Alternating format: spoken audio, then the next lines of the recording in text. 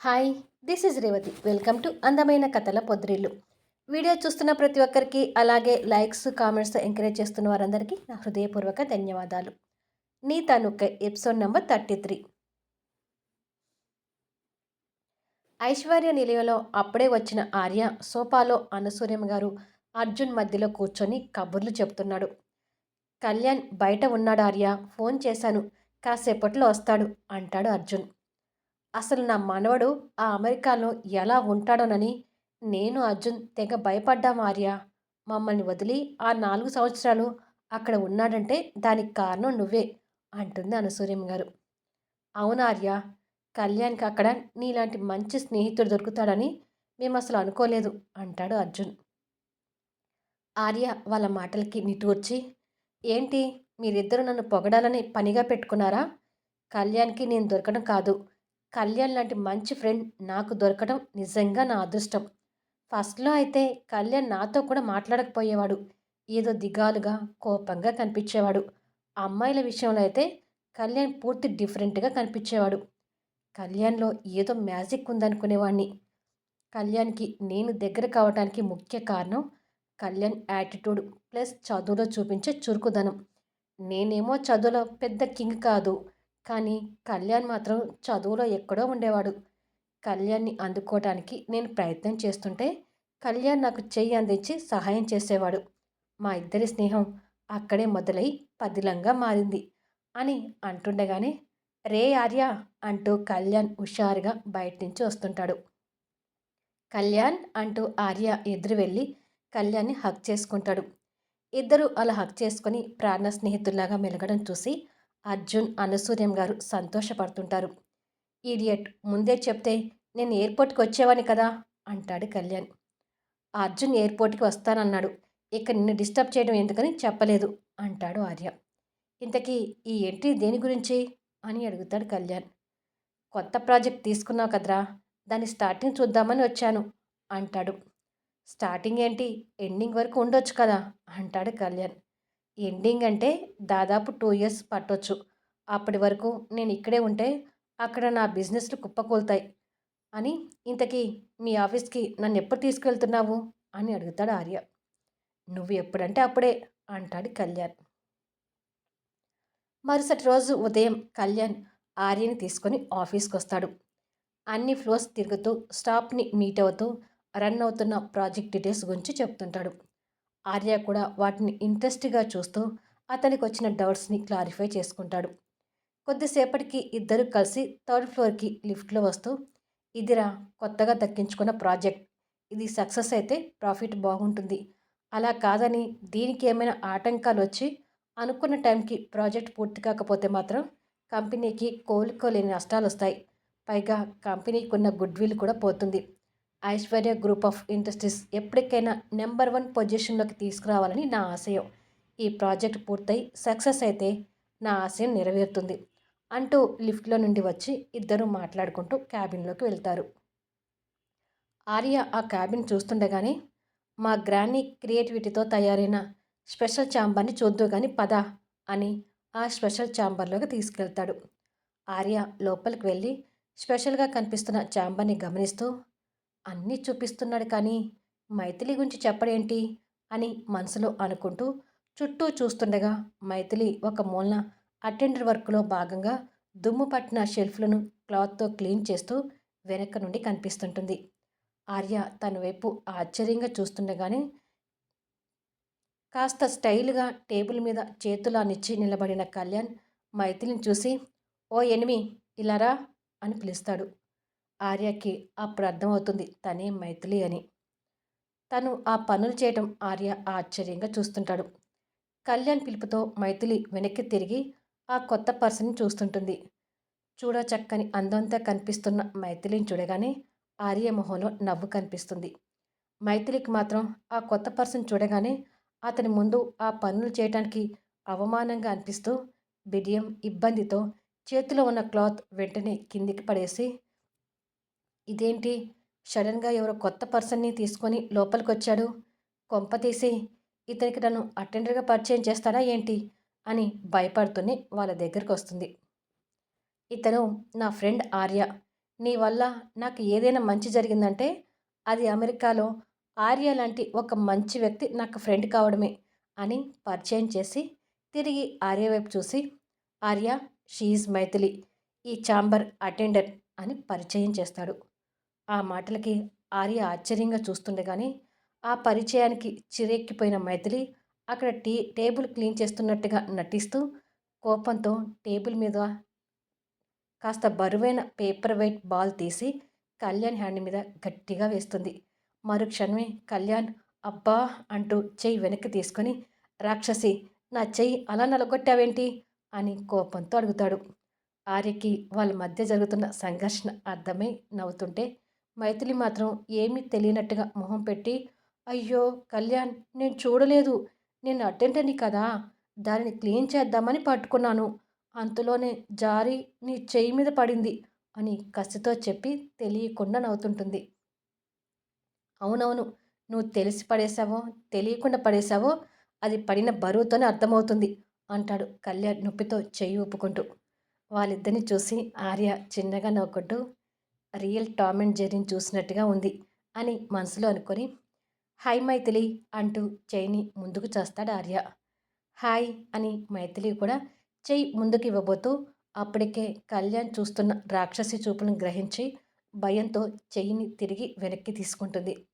మైథిలి అలా ఎందుకు చెయ్యి వెనక్కి తీసుకుందో ముందు ఆర్యకి అర్థం కాలేదు, కానీ తర్వాత కళ్యాణ్ తన వైపు చూస్తున్న చూపులు చూసి అర్థం చేసుకొని ఓహో, ఈ హీరో కంటి చూపుతోనే హీరోయిన్ని కంట్రోల్ చేస్తున్నాడా అని అనుకొని ఆర్య కూడా చెయ్యిని వెనక్కి తీసుకుంటాడు.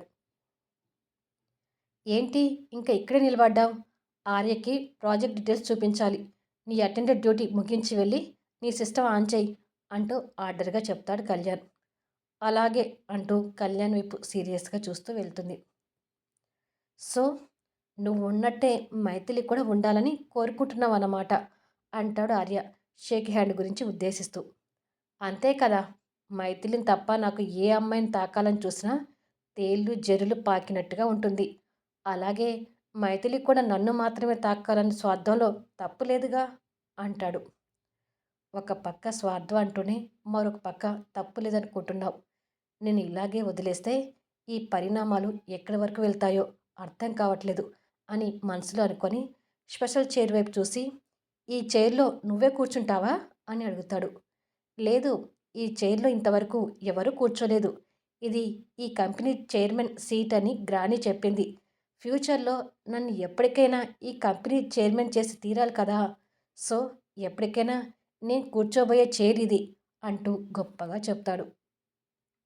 మరి గ్రాని ఇప్పుడెందుకు నిన్ను చైర్మన్ చేయలేదు, కేవలం సీఈఓగా మాత్రమే నీకు బాధ్యతలు ఎందుకు అప్పచెప్పింది అని అనుమానం వ్యక్తం చేస్తాడు ఆర్య.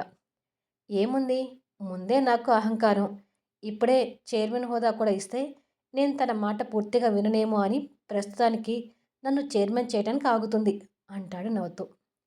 కానీ ఆర్య ఆ మాటల్ని ఈజీగా తీసుకోలేక మనసులో ఆలోచించుకుంటూ ఏదో బలమైన కారణం ఉండబట్టే గ్రాని కళ్యాణ్ని చైర్మన్ చేయలేదనిపిస్తుంది, ఈ విషయం గ్రానీని అడిగితే ఎలా ఉంటుంది అని ఆలోచించి అడగటం కరెక్ట్ కాదేమో, గ్రానీని డైరెక్ట్గా చూసింది ఇప్పుడే, అలాంటిది ఇప్పుడే ఈ విషయాల గురించి అడిగితే వాళ్ళ పర్సనల్ విషయాల్లో జోక్యం చేసుకున్నట్టుగా ఉంటుందేమో అని మనసులో ఆలోచిస్తుండగా ఏమిట్రా ఆలోచిస్తున్నావు అని అడుగుతాడు కళ్యాణ్. ఏమీ లేదు, ఛాంబర్ బాగుందని చూస్తున్నాను అంటాడు. నా ఎనిమి నాకు పిఏ డ్యూటీ కన్నా అటెండర్ డ్యూటీలోనే అలర్ట్గా ఉంటుందిలే, అందుకే ఛాంబర్ ఇంత నీట్గా అందంగా ఉంది అంటాడు. ఇంకా ఎంతకాలం తనతో అటెండర్ వర్క్ చేయిస్తావు అని అడుగుతాడు ఆర్య. నా దగ్గర ఉన్నన్ని రోజులు అంటాడు కళ్యాణ్. ఈ డ్యూటీ చేయడం తనకి ఎంత కష్టంగా ఉంటుందో ఆలోచించలేవా అని అడుగుతాడు. కష్టంగా ఉన్నా నన్ను అవమానించినందుకు తప్పదు అంటాడు కోపంగా. అలా అంటున్న టైంలో కళ్యాణ్ కళ్ళు కోపంతో ఎర్రగా మారటం ఆర్య గమనించి సరే మైథిలి దగ్గరికి వెళ్దాం పదా అంటాడు. ఇలా ముగ్గురు సిస్టమ్ ముందు కూర్చొని ప్రాజెక్ట్ గురించి మాట్లాడుతుంటారు. ఆ సమయంలోనే ఆర్య కళ్యాణ్ మైథిలి మధ్య ఉన్న రిలేషన్ని సన్నిహిత్యాన్ని గమనిస్తుంటే మైథిలి కూడా వాళ్ళిద్దరి మధ్య ఉన్న స్నేహం అర్థమవుతుంటుంది. ఓ రెస్టారెంట్లో ఆర్య, శ్రేయ ఓ టేబుల్ దగ్గర కూర్చుంటారు.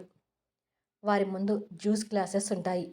ఆర్య స్ట్రాతో జ్యూస్ తాగుతుంటే శ్రేయ కర్చీఫ్‌తో కన్నీళ్లు తుడుచుకుంటూ, అసలు కళ్యాణ్ ఆ మైథిలి ముందు నన్నలా అవమానిస్తాడని ఊహించలేదు. నేను అమెరికా వరకు వచ్చి చదువుకోవడానికి ఆ మైథిలినే కారణమని చెప్పాను కదా! అసలది ఎవరికి పుట్టిందో, ఎక్కడ పుట్టిందో తెలీదు. నన్ను కాల్చుకొని తినటానికి మా పెద్దమ్మ ఇంటికొచ్చి పడింది. మా రిలేటివ్స్ అందరూ కూడా దాని గురించి గొప్పగా చెప్పుకుంటారు. అది చూసి ఓర్వలేకనే నేను అమెరికా వరకు వచ్చి పడ్డాను. నేను అమెరికాలో కళ్యాణ్‌ని ప్రేమిస్తే ఇది ఇక్కడ కళ్యాణ్‌ని నాకు కాకుండా చేస్తుంది. ఏ అమ్మాయిని తాకని కళ్యాణ్ మైథిలికి అంతగా పడిపోయాడు అంటే అది కళ్యాణ్‌ని ఎంతలా పడేసిందో అర్థం చేసుకో ఆర్య అని కన్నీళ్లు తుడుచుకుంటుంది. ఆర్య స్ట్రాతో జ్యూస్ తాగుతూ తన మాటలు వింటున్నాడు. శ్రేయ మాత్రం జ్యూస్ తాగకుండా తన గోడుని చెప్పుకుంటూ ఉంటుంది. నాకు కళ్యాణ్ కావాలార్య, ఎలాగైనా నన్ను కళ్యాణ్‌ని ఒకటి చెయ్యి ప్లీజ్ అంటుంది. కానీ ఆర్య శ్రేయ మాటలు పట్టనట్టుగా వింటూ జ్యూస్ తాగి గ్లాస్ ఖాళీ చేస్తాడు. నేను ఇంతలా నా బాధని చెప్పుకుంటూ ఉంటే నువ్వేమి మాట్లాడవేంటి ఆర్య అని అడుగుతుంది. మరొక గ్లాస్ జ్యూస్ కావాలి, ఆర్డర్ చెయ్యి అంటాడు సీరియస్‌గా. ఆ మాటకి శ్రేయకి కోపం వచ్చి నిన్ను కొడతాను ఆర్య అని ఖాళీ గ్లాస్‌ని ఆర్య పైకి లేపుతుంది. ఆర్య ఆ గ్లాస్ అందుకొని టేబుల్ మీద పెడుతూ, మరేంటి నువ్వు మాట్లాడేది? నీ పంతమే నీదా? అవతల వారి ఫీలింగ్స్ గురించి అర్థం చేసుకోవా? కళ్యాణ్ ఇష్టాయిష్టాల గురించి ఆలోచించవా? కళ్యాణ్ కావాలి అని ఏదో బిస్కెటో, చాక్లెట్ అడిగినంత ఈజీగా అడుగుతున్నావేంటి? భూమి మీద ఇంక ఏ మగాడు లేనట్టు, కళ్యాణ్ ఒక్కడే ఉన్నట్టు బిహేవ్ చేస్తున్నావెందుకు? అని తిడుతున్నట్టుగా మాట్లాడుతుంటే, యెస్, భూమి మీద కళ్యాణ్ లాంటి మగవాడు ఎక్కడా లేడు. ఆడపిల్లని పురుగులాగా చూసే కళ్యాణ్ లాంటి వ్యక్తి మరెక్కడా ఉండడు. అంతదాకెందుకు? నీ క్యారెక్టరే చూద్దాం. ఎంతమంది అమ్మాయిలకు లవ్ ప్రపోజల్ చేసుంటావు? ఎంతమంది అమ్మాయిలను పడేసుంటావో నీకు కౌంట్ గుర్తుందా? అని అడుగుతుంది. ఆర్య కోపంతో మొహం తిప్పుకుంటాడు. అది కళ్యాణ్ అంటే. అందుకే నాకు కళ్యాణ్ కావాలని ఆరాటపడుతున్నాను. ప్లీజ్ నువ్వు చెప్తే కళ్యాణ్ వింటాడేమో ట్రై చెయ్యి. కళ్యాణ్ మైథిలిని వదిలి నన్ను ప్రేమించేలా చేయి ఆర్య అంటుంది రిక్వెస్ట్‌గా. పిచ్చిగా మాట్లాడకు శ్రేయ. ప్రేమ అనేది ఒకరు చెప్తేనో, బలవంతం చేస్తేనో పుట్టదు. అది వారి వారి మనసులో నుంచి కలగాలి. ఈ విషయం నేను నీకు చెప్పాల్సిన అవసరం లేదు. అది నీకు తెలిసే ఉంటుంది. కానీ నీలో కళ్యాణ్‌ని ప్రేమించిన దానికన్నా కళ్యాణ్ మైథిలిని ఇష్టపడుతున్నాడనే ద్వేషమే ఎక్కువగా కనిపిస్తుంది. మైథిలి కూడా నీలాంటి అమ్మాయి అన్న విషయాన్ని గుర్తుపెట్టుకుంటే మంచిది. ఇక కళ్యాణ్ విషయానికొస్తే ఏ అమ్మాయిని చూసినా కలగని ఫీలింగ్స్ మైథిలిని చూస్తేనే ఎందుకు కలిగిందో కళ్యాణ్ కూడా అర్థం కావట్లేదు. ఫైనల్‌గా నేను చెప్పేది ఏమిటంటే నువ్వు కళ్యాణ్‌ని మర్చిపోతే మంచిది శ్రేయ. కళ్యాణ్ మైథిలికి మాత్రమే సొంతం అవుతాడు. ఈ జన్మకి మైథిలి తప్ప ఏ అమ్మాయి నీడ కూడా తన మీద పడనివ్వడు. ఇది నువ్వు ఎంత తొందరగా అర్థం చేసుకుంటే నీకంత మంచిది అని అంటుండగానే శ్రేయ చేతిలో ఉన్న జ్యూస్ గ్లాస్ పగిలి చేతి నిండా రక్తం కారుతుంటుంది. ఆమె కళ్ళు ఎర్రగా మారి నిప్పులు కక్కుతుంటాయి. ఆర్య రక్తం కారుతున్న తన చేయిని చూసి షాక్ అవుతూ, ఆర్ యు మ్యాడ్? ఏం చేస్తున్నావో నీకన్నా అర్థమవుతుందా అంటూ తన దగ్గరికి వచ్చి పాకెట్లో నుంచి కర్చీఫ్ తీసి తన చేతికి కడుతూ, ముందు హాస్పిటల్కి వెళ్దాం పదా అంటాడు. నేను రాను. నువ్వు కూడా ఇలాగే మాట్లాడుతుంటే ఇంక నేనేం చేయను? ఒక్కటి మాత్రం గుర్తుపెట్టుకో ఆర్య, కళ్యాణ్‌ని నేను దక్కించుకునే వరకు పోరాడుతూనే ఉంటాను అని అంటుంది. తర్వాత మాట్లాడుకుందాం శ్రేయ. ముందు హాస్పిటల్కి వెళ్దాం రా అని శ్రేయని పట్టుకొని బలవంతంగా తీసుకెళ్తాడు. కొన్ని గంటలకు ఆర్య శ్రేయని తన ఇంటి దగ్గర డ్రాప్ చేయడానికి కారులో వచ్చి దిగుతూ, మీ పేరెంట్స్ చేతిగాయం గురించి అడిగితే ఏం చెప్తావు అని అడుగుతాడు. ఏదో ఒకటి చెప్పి మేనేజ్ చేస్తానులే, డాడీ నిన్ను అడుగుతున్నాడు పద అంటూ ఆర్యని లోపలికి తీసుకెళ్తుంది. శ్రేయ పేరెంట్స్ మల్లిక, ధర్మారావు సోఫాలో కూర్చొని మాట్లాడుతుండగా, మమ్మీ, డాడీ, ఆర్య వచ్చాడు అంటూ లోపలికి వస్తుంది శ్రేయ. హాయ్ ఆర్య అంటూ మల్లిక, ధర్మారావు ఆర్యని రిసీవ్ చేసుకుంటారు. హాయ్ ఆంటీ, హాయ్ అంకుల్, బాగున్నారా అంటూ ఆర్య కూడా వాళ్ళతో మాటలు కలుపుతాడు. బాగున్నాం ఆర్య, కూర్చో అని సోఫా చూపించి శ్రేయ చేతి బ్యాండేజ్ వేసి ఉన్న గాయాన్ని చూస్తారు. మల్లిక కూతురు చేపట్టుకొని కంగారు పడుతూ ఏంటమ్మా ఈ గాయం అని అడుగుతుంది. అనుకోకుండా హ్యాండ్ కార్ డోర్లో పడిందమ్మా. దాంతో చిన్న గాయమైంది. ఆర్యనే హాస్పిటల్ తీసుకెళ్లి బ్యాండేజ్ కట్టించాడు అని అంటుంది. ధర్మ కూడా కంగారు పడుతూ అంత నిర్లక్ష్యంగా ఎలా ఉన్నావు బేబీ, కాస్తేను చూసుకోవద్దా అని బిడ్డ మీద అభిమానం చూపిస్తుంటాడు. అనుకోకుండా అలా జరిగిపోయింది డాడీ అంటుంది. ఇలా కూర్చో అని కూతుర్ని ఇద్దరి మధ్యలో కూర్చోబెట్టుకొని ఎదురుగా సోఫాలో కూర్చున్న ఆర్యతో మాట్లాడుతుంటారు. కొద్దిసేపటికి సర్వెంట్ కాఫీ తీసుకొని వస్తే నలుగురు కాఫీ తాగితే మాట్లాడుతుంటారు. నేను శ్రేయాని అమెరికా రమ్మంటున్నాను అంకుల్. తనేమో రాను ఇక్కడే బిజినెస్ పెడతాను అంటుంది. మీరేనా తను అమెరికా రావడానికి ఒప్పించండి అంకుల్ అంటాడు ఆర్య. నా కూతురి ఇష్టాన్ని ఏది నేను కాదనలేను ఆర్య. తను ఇష్టపడి అమెరికా వస్తానంటే నాకు ఏ అబ్జెక్షన్ లేదు. లేదు ఇక్కడే ఉంటాను అంటే నేను కాదనను. కావాలంటే నీ ఫ్రెండ్ని ఒప్పించి తీసుకెళ్తానంటే అలా కూడా మాకేమీ అభ్యంతరం లేదు. కాకపోతే ఏదైనా నా కూతురి ఇష్టానికి జరగాలనేదే నా కోరిక అంటాడు ధర్మారావు. అతని మాటలకు ఆశ్చర్యపోతూ ఈ శ్రేయ ఇంత మొండిగా ప్రవర్తించడానికి వీళ్ళ కారణం, తను కోరిందల్లా ఇస్తూ గారాబం చేసి పాడు చేశారని బాగా అర్థమవుతుంది అని అనుకొని తిరిగి శ్రేయ వైపు చూసి, అక్కడ నాకు బిజినెస్లో చాలా ఒత్తిడిలు ఎదుర్కొన్నాను శ్రేయ. నువ్వు ఇక్కడ బిజినెస్ పెట్టే బదులు అక్కడికి వచ్చి నాకు సహాయంగా ఉంటే బాగుంటుందని నా అభిప్రాయం అంటాడు. సారీ ఆర్య, నేను రాలేను అని శ్రేయ లోపలికి వెళ్తుంది. శ్రేయ బాధగా పోవటం ఆర్య గమనించి, అంకుల్ మీరేమి అనుకోనంటే నేను శ్రేయ దగ్గరికి వెళ్ళొచ్చా అని రిక్వెస్ట్గా అడుగుతాడు. పర్వాలేదు ఆర్య, వెళ్ళు అంటాడు. థ్యాంక్ యూ అంకుల్ అని ఆర్య శ్రేయ రూమ్కి వెళ్ళేసరికి శ్రేయ అప్పటికే కన్నీళ్ళు పెట్టుకుంటూ బెడ్ మీద కూర్చుంటుంది. ఆర్య వెళ్ళి తన పక్కన కూర్చొని తన తల నిమురుతూ, ఇలా ఎన్ని రోజులు ఏడుస్తూ కూర్చుంటావు అని అడుగుతాడు. కళ్యాణ్ నాకు సొంతం అయ్యే వరకు అంటుంది. ఆ మాటకి ఆర్య నిట్టూర్చి బెడ్ మీద నుండి లేచి నిలబడి, నువ్వు ఈసారి చెయ్యి కోసుకుంటావో పీకే కోసుకుంటావో నీ ఇష్టం. నువ్వు ఎన్ని ప్రయత్నాలు చేసినా కళ్యాణ్ నీ సొంతం కాదనేది పచ్చి నిజం. కళ్యాణ్ని నువ్వు ఎంత త్వరగా మర్చిపోతే నీ లైఫ్కి అంత మంచిది. నేను చెప్పాను, తర్వాత నీ ఇష్టం అని వెళ్ళిపోతాడు. శ్రేయ ఆ గాయాన్ని చూసుకొని, ఎవ్వరు ఎన్ని చెప్పినా కళ్యాణ్ విషయంలో నా నిర్ణయం మార్చుకోను అని కసిగా అనుకుంటుంది. కారు గ్యారేజ్లో అర్జున్ ఆర్య మీట్ అవుతారు. కళ్యాణ్ కోరుకోవాలి కానీ వాడిని పెళ్లి చేసుకోవడానికి ఎంతోమంది అమ్మాయిలు క్యూ కడతారు ఆర్య. కానీ వీడేమో ఇలా ప్రవర్తిస్తున్నాడు. కళ్యాణ్ని నేను చిన్నప్పటి నుంచి చూస్తున్నాను. చదువులోనైనా ఆటలోనైనా వాడు ఏదైనా కోరుకున్నాడంటే ఆ స్థానానికి వచ్చే వరకు పట్టుపట్టేవాడు. ఇప్పుడు అదే పట్టుదల మైథిలి విషయంలో కూడా కనిపిస్తుంది.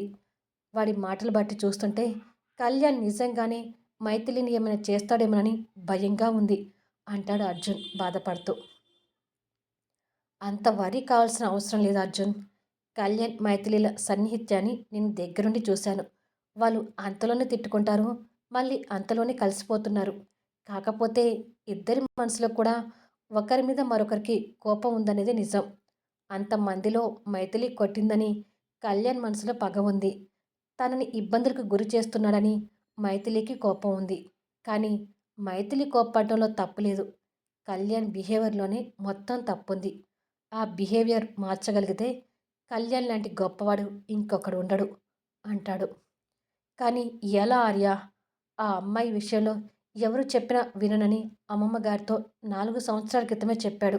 అందుకే దూరంగా ఉంటేనన్నా ఆ అమ్మాయి విషయంలో తన నిర్ణయం మార్చుకుంటాడేమోనని పట్టుబట్టి వాడిని అమెరికా పంపించాము. అయినా కూడా వాడిలో మార్పు రాలేదు. ఒకవేళ ఈ విషయం అమ్మమ్మ గారికి తెలిసినా అమ్మమ్మ గారు కూడా కళ్యాణ్ మనసుని మార్చలేరేనని పూర్తిగా అర్థమవుతుంది అంటాడు అర్జున్. ప్రస్తుతానికి ఈ విషయాలు ఏవి కూడా గ్రానీకి తెలియకపోవడమే మంచిదని నా అభిప్రాయం అంటాడు ఆర్య. ఒట్టు వేయించుకున్నాక మనమేనా ఇక ఏం చెప్తాము? కాకపోతే కళ్యాణ్ మనసు మార్చేది ఎలా అనేది తెలియడం లేదు అంటాడు అర్జున్. కళ్యాణ్ మారాలంటే అది ఒక మైథిలి చేతుల్లోనే ఉంది. అని అనుకుంటాడు ఆర్య మనసులో. ఓ కాఫీ కేఫ్లో ఆర్య మైథిలి కూర్చొని ఉంటారు. అప్పుడే ఇద్దరు కాఫీ తాగటం పూర్తి చేస్తారు. చెప్పండి ఆర్య, నన్నెందుకు కలవమన్నారు అని అడుగుతుంది మైథిలి. ఆర్య తనతో ఏం మాట్లాడబోతున్నాడు, ఆర్యకి మైథిలి ఏమని బదిలిస్తుంది అనేది ఆసక్తికరమైన సాగబోయే నెక్స్ట్ వీడియోలో చూడండి.